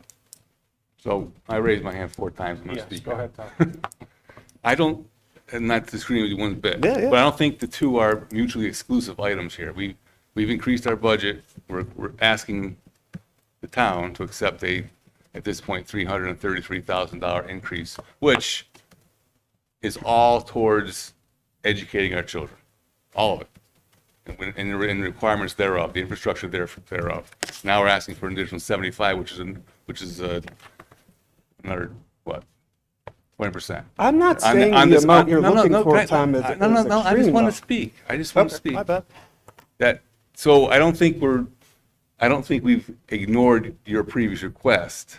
I think if the budget was a 0 right now, and we said we want to add 75,000 because we want to have a police officer in a school, then I would say, to Travis's point, if we're going to spend money, we haven't increased our educational budget whatsoever. I don't think that's appropriate, but we've increased it by $330,000. So we have put forth a request to add additional funding for educating our children. That's my point with what you said. That's all. And those increases are, Jeff, contractually, those are where those increases come from, right? Some are contractually obligated, absolutely. Yep. Would you And say the the other, majority of that money is contractual increases, or are we actually, overall summary wise, so that's one of the drivers, but then obviously the cost of operating every single day. Right. And then the additional one is that we are committed to revamping our literacy and reading. So which is that's a state mandate, though, not because we wanted to do it, right? No, we wanted to do it. Well, I no, presented we very just- clearly we just did it, beforehand. but then the I- state is making us. I do presented very something. clearly beforehand, we Yeah. wanted to do it. Okay. This was not going to be the right course of action to maintain. the same course and expect different results. But We we're- need to improve that instruction in that particular area. Yeah, We are so going to I- do that. And to your point of asking for the item to be included in the budget for consideration, whatever. So can I also say I'd like the teachers to get more money to spend on their classrooms each year? And can that be put in the budget? For supplies, sure, but contractual. I'm just giving you Yeah, I know just what you a mean. whatever. Yeah. You know, just a whatever. Like, so It requires- that, I guess that's what I'm asking for here is like, So- it requires what? No, I'm saying I make a motion that we add $75,000 for a security guard for the subcommittee's recommendation. Anyone going to second that? I'm gonna second that. Now we can discuss it. I thought we wanted to take a survey of, No, that was going to be, I We're think, doing that now, we're voting. oh, we only have one more time to go at this budget, that's all. That's how we usually do 3, but we missed 1. So, Tim, question for you. I know part of the subcommittee, we're looking at doing an assessment or hiring a consultant. Oh, You're on. hiring a consultant to do an assessment of our security and maybe with some grant money? Or, That would be part of the request or for the $50,000. So Okay. Jeff has I don't want to speak for Jeff, but Jeff has reached out to an architectural firm that he hasn't any luck with. I provided a couple other names today and we'll find someone to reach out to for that purpose. But we don't want to spend the money. You know, we've done the doors here at Angelini. We haven't done anything over at Bakerville or at New Hartford Elementary. We don't have a man trap similar to what we have here at Angelini at the other schools. But again, we want a consultant, right, who specializes in this type of work to consult, to give us where our money is better spent within the confines of that grant. so the grant money you think is coming or? It's a competitive grant, no guarantees. Okay. But we will work together with Trooper Fig and also with Paul Carmen for infrastructure discussion, and then we will go forward from there, but it's not guaranteed. Okay. You don't have a bid yet, but do you have an expected cost of the consult? No, I do not. No. I mean, I'm all for assessing security, but, and I think, none of us are in security. And even if we were, I wouldn't want to suggest anything, but in my personal opinion is throwing money at a security guard cost we're going a little bit too fast here. We need to assess what we have and move from there, and that's fine, but where we go with it is we're not the experts. I think we need to have a consultant assess our issue and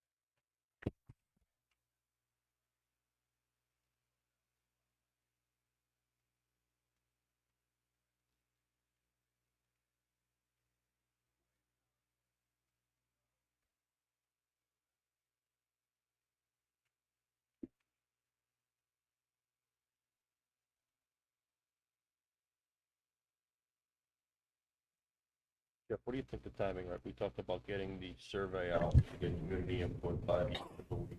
Yep. How long you told, you said 3 times a charm, you follow up 3 times? Yes, I will send out the first survey by the end of this week, by Friday. I will follow up again the week after, and by the third time, I think we'll have a significant amount of folks that would respond to that survey, so we have some accurate data to go with.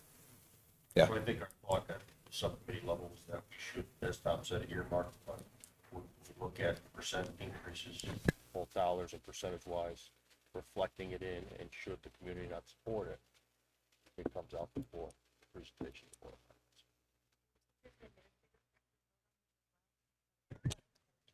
Every community member would be able to vote on that, yeah. I think, yeah, Kelly, that's a good point. It is a great point. Do you have any staff Absolutely, in schools that aren't everyone, Not just from the living in community, Waterford? right, yeah. everybody, Yeah. everybody's voice, yep.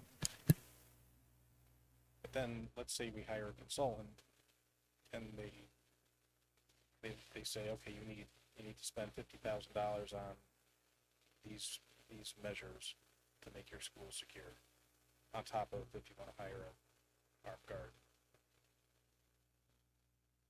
You know, if we throw $75K in the budget,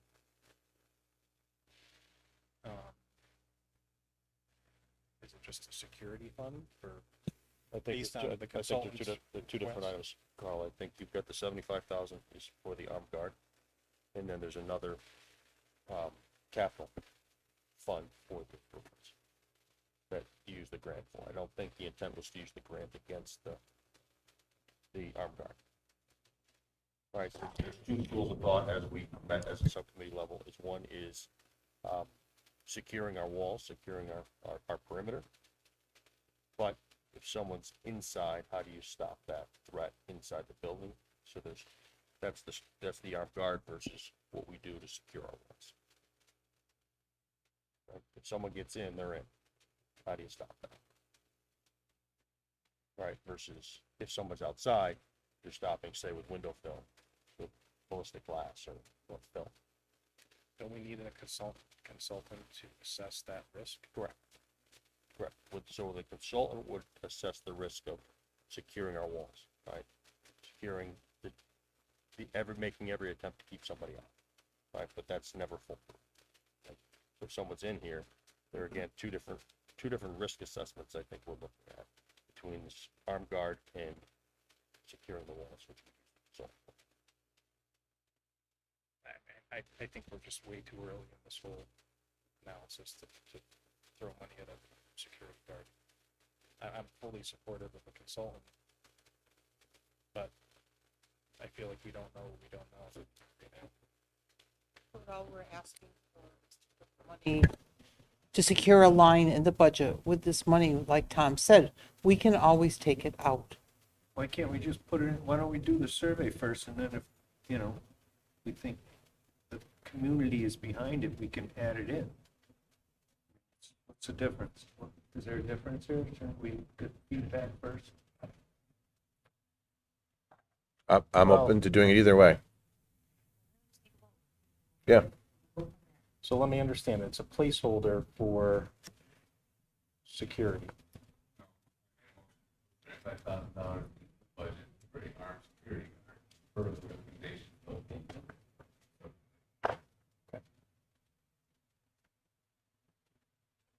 Any other discussion?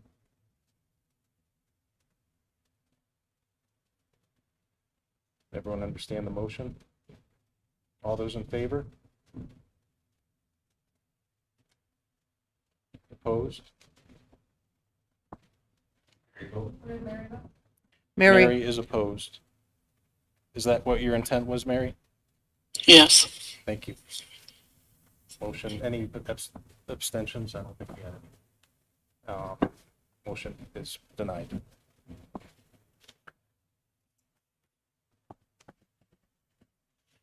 Thank you for reminding me that, Mary. Let's get that feedback though, and we'll still send out the survey. can you send out the survey, get the feedback, and then if everybody sounds like they're more in favor of doing this, then we can add the money in? It would have to come to another motion on the board Okay, and discussion. all right. I'm not opposed to it if it's overwhelming. I'm sorry. Is your button on? Yes. So to make sure you're there. Go ahead, Kelly. I'm not opposed to it if it overwhelmingly, there's a yeah, community community supports supports it. it, Okay. I still think we need the help of a consultant. that too. And I mean, the community is important, but we need an expert to tell us what's best. Maybe they'll say a security guard is not effective.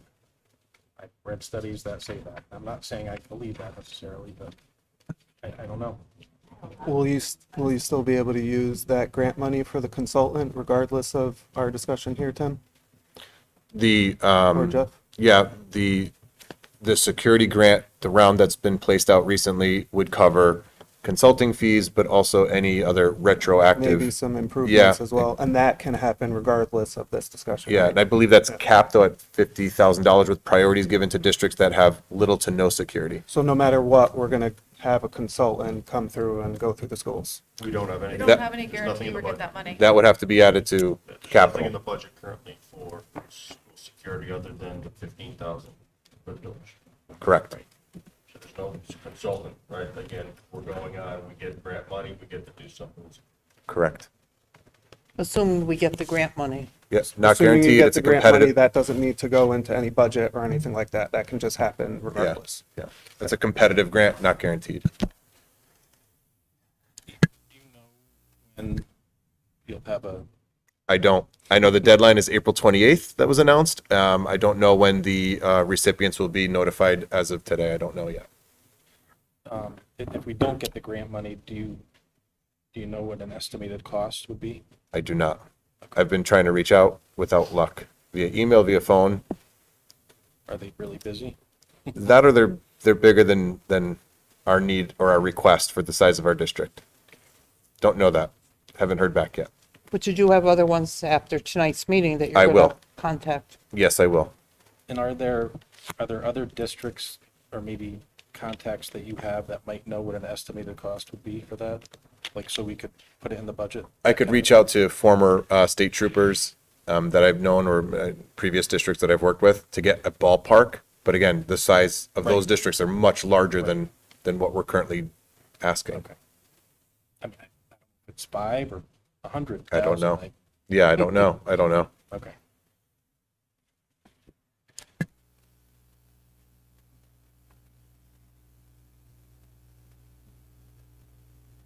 All right, any other discussion on the budget?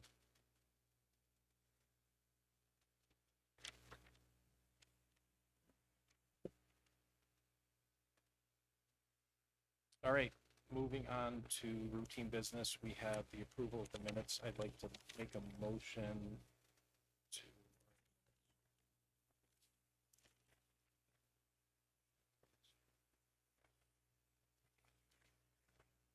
I would like to make a motion to amend the minutes on page 3 under routine business,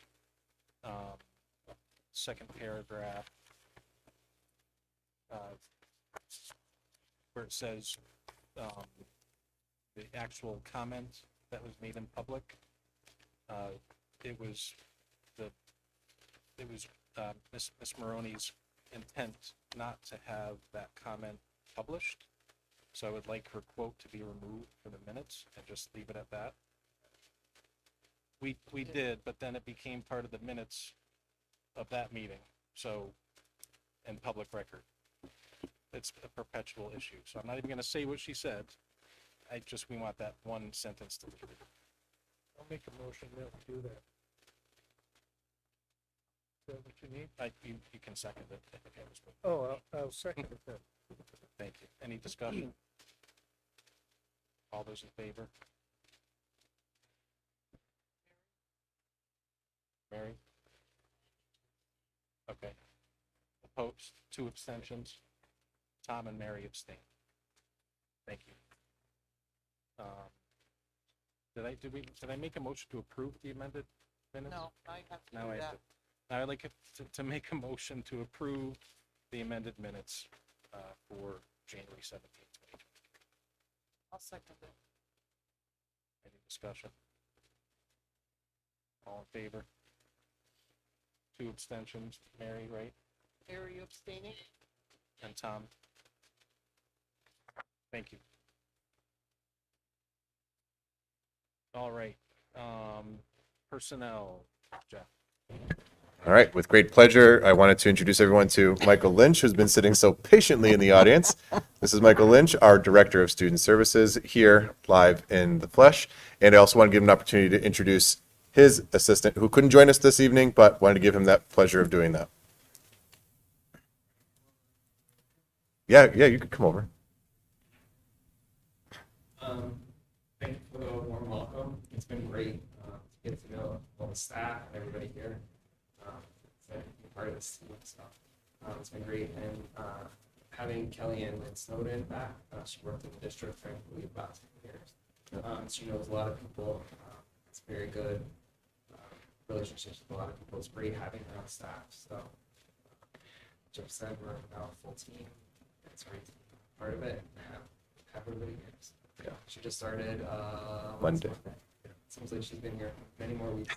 Just 2 weeks. Thank you.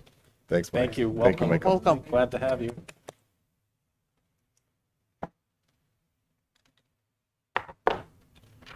All right.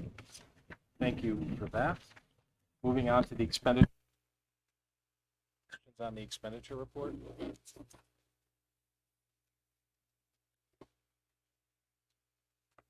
That being said, can I have a motion to approve the expenditure report as presented? Second, Tony. All those in favor? Unanimous. Mary, it's good? Yeah, thank you. Unanimous. New business, I don't have anything. I don't think. Nope, I don't. Old business, we have the calendar. Jeff, I think the change you made was to add, correct me if I'm wrong, the Board of Ed meetings. Okay. So we talked about the calendar last go around. I think we were all in agreement. We just needed to add the final Board of Ed meetings through the rest of the calendar year, or the school calendar year, I should say. So we need to approve the final version. Should we keep the meeting on election night? Wasn't the 7th an election night? I was thinking about that. No, we should. I think it's a bad idea. Although you can vote on the way up here. I vote downtown. Have we always had meetings on the 7th? We usually don't. Because some people work at the polls and some people are still voting. They can vote until 8. So, Make it 14. and normally we don't have a board meeting on election nights. That could affect you. Could impact your wife. She works also. But she's not on the board. I don't know if we've had that. I'm sure we have other years. We just change it to the 14th.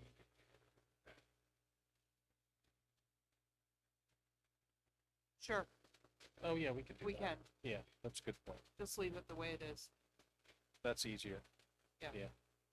Good idea. Or just cancel altogether.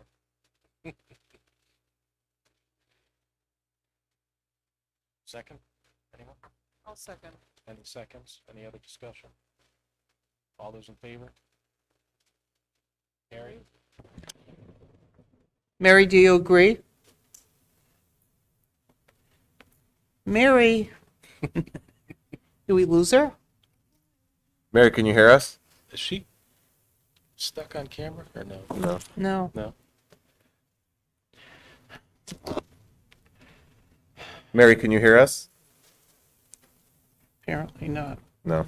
Okay. Let me see if I can. Well, we're all gonna text her at once. That was fun. You texting her? No, I am. Penny's got it. What are you doing? That's how I type.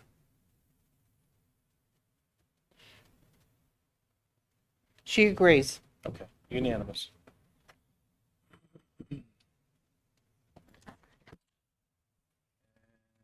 Finally, reports, I have none. And all I got. Make a motion to adjourn. Sounds good to me. at 8:55. Is that a second? That's a second. All in favor? Thank Okay. you, everybody. Yes. Bye, Mary. Bye.